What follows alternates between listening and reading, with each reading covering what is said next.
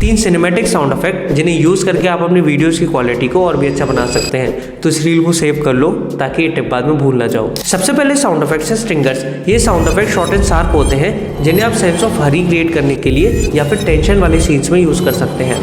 Second sound effect है Brahms. ये sound effect deep and heavy होते हैं जिन्हें यूज किया जाता है किसी सीन के अंदर एंटिसिपेशन या फिर टेंशन को क्रिएट करने के लिए। थर्ड है एटमॉस्फेरिक साउंड इफेक्ट। ये साउंड इफेक्ट आपकी वीडियो के क्लिप के विजुअल के हिसाब से सिमिलर होते हैं ताकि जो व्यूअर उस वीडियो को देख रहा है वो और ज़्यादा उस वीडियो से कनेक्ट करे। इस तरह के और भी साउंड डिजाइन को जानने के लिए हमारे इंस्टाग्राम पेज को फॉलो कर लीजिए।